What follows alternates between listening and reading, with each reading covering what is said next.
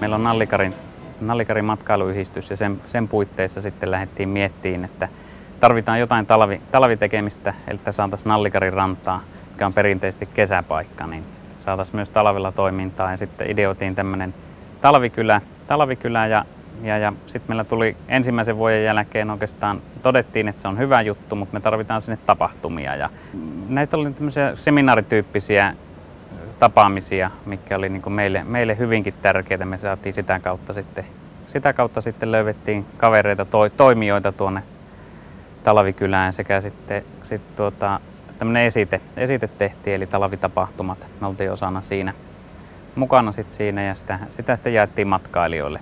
No mä luulen, että se on hirveän tärkeää ollut, että me on saatu näitä toimijoita sinne enempi kokeilemaan, että meillä oli ihan ennätysmäärä viime vuonna tapahtumia siellä kaiken kaikkiaan.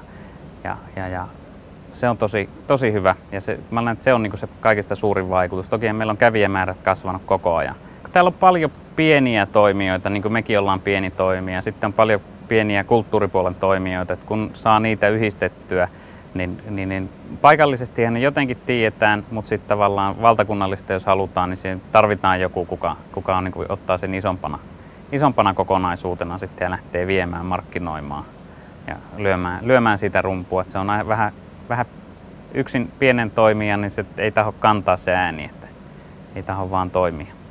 Semmoisia terveisiä, mikä kaikille hankkeille kuuluu. Ne on vähän aina sitten lyhkäisiä, varsinkin matkailupuolella, niin 5 vuotta on niin lyhyt aika, että siinä ei vielä niin kuin päästä vasta kuin alkuun, ja kun hankkeet tahtoo kestää 2 tai 3 vuotta, niin ne on niin kuin harmillisen lyhkäisiä monesti, että siinä vasta tutustutaan toisiin ennen kuin vasta päästään vauhtiin, niin toivoisin, että hankkeet olisi jatkossa aina vähän pitempiä.